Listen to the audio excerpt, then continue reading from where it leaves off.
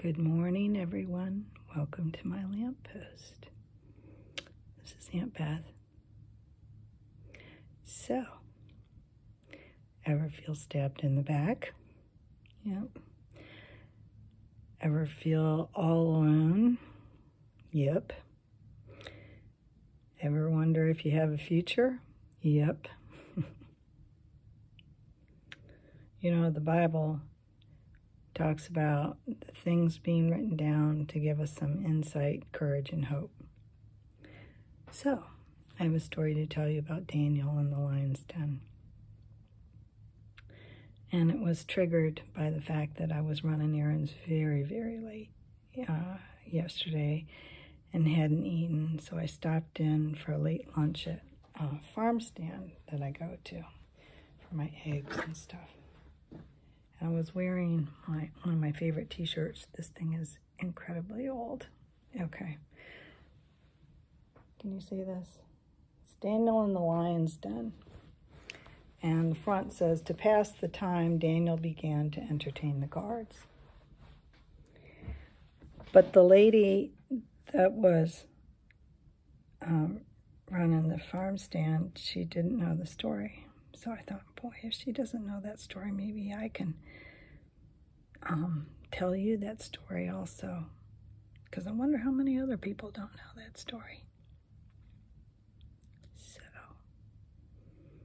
let me tell you a story about a prisoner of war, Daniel, taken from his home when he was 16 years old, marched to the foreign country, didn't know their language or anything. Iraq, Babylon, which is modern-day Iraq. And when he gets there, as part of the whole treatment, because they only took the elite at this first pass, Jerusalem was ravaged. There were about 2 groups of exiles, but he was in the first wave. And they only wanted the extremely well-educated young men, which meant that they were probably wealthy. They took them and castrated them. Force marched 680 some miles to Iraq and housed. So, and there's some amazing stories along the way on that.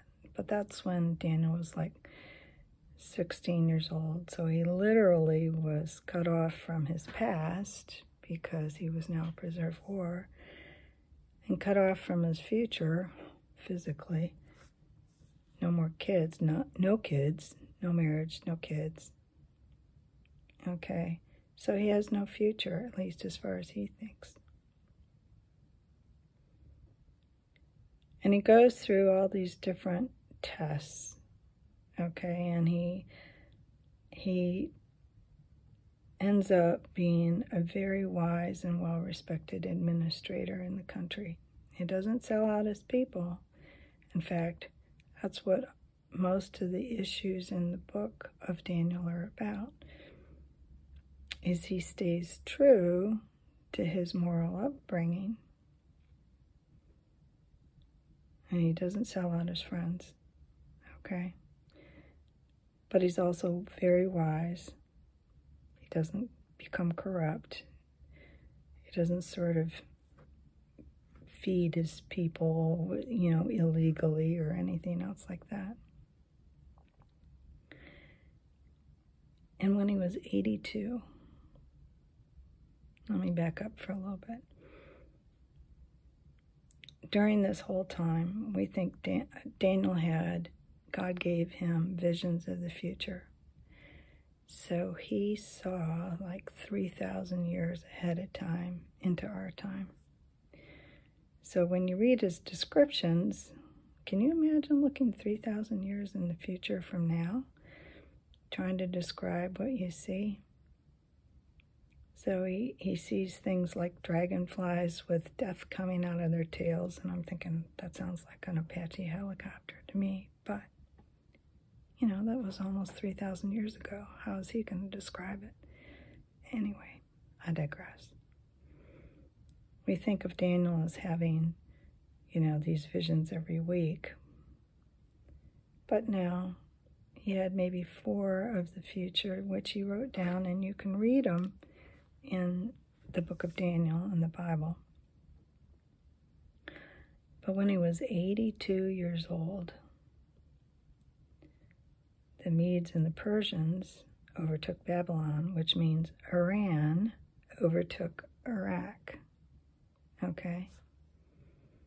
Because the Medes were the northwest quadrant of Iran, and the Persians were pretty much everything else.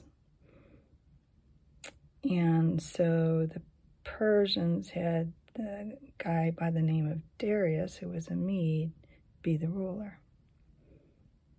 So they're not going to reinvent the wheel. They figure out who the consultants and advisors are, and there were 120 sections of the country that needed to be governed. And so Daniel, you know, so they split them up to 120 administrators with 3 people overseeing. Daniel was one of the 3. And then at the end, Daniel was over the 2 plus everybody else. Okay, and he reported to Darius, who reported to King Cyrus. But think about this. As a prisoner of war, he's taken when he was 16 to Iraq. Iran, you know, 80-some years later, overcomes 80-some years? No, 70-some years later, overcomes. And so now Iran's in charge, but he's still a prisoner of war. But he's the administrator, and he's faithful. And Darius trusts him because he knows that he's honest. The other people are jealous. They set him up and backstab him and get the king to throw him into a lion's pit as punishment for ignoring a king's law. It was a total setup. The king was so upset because he had come to really trust Daniel, that he stayed up all night fasting and praying to Daniel's God and asking for his safety. In the morning, rushed to the lion's den to see if Daniel was still alive. And he was. People say, oh, the lions weren't hungry, yada. So all the guys that had set Daniel up, plus their families, the king had come, threw them into the pit after he pulled Daniel out. And the Bible says they were torn to pieces before their bodies even hit the ground. So, yeah, the lions were hungry, but God did a miracle and spared Daniel. So that's the story of the lion's den, Daniel and the lion's den. So he went to 16, and this happened when he was 82. So that's like 66 years later. Just being quiet, being faithful, doing his job. And people who were jealous tried to take him out. But God vindicated him. I don't know if you have jealous people in your life. I don't know if you have people backstabbing you. And you're just quietly doing your thing. Sometimes it's a TikTok world and we think that God's going to just move immediately. I mean, when we read the Old Testament, everything happens boom, boom, boom, boom. But that's because we're reading it that way. But all those years of, Darius was actually the 4th king that Daniel had served. All those years of being faithful. And God was faithful to him. So, that's the story of Daniel and the lion's den. But it can also be our story. Just quietly faithful, living through the years. You think your future is cut off. You think your past is cut off. You're all by yourself. But God is standing with you. It's funny because Daniel, I'm sure in his brain, he grieved over the fact that he didn't have a legacy. But think of the legacy that he has. It challenges me. What's my legacy? What's your legacy? When people tell our story, are they going to talk about how faithful we were? And just honest and people of integrity? Is that what they're going to remember? Boy, I sure hope so. Anywho. So Daniel has more stories, and maybe I will tell some more. But until then, have a fabulous day.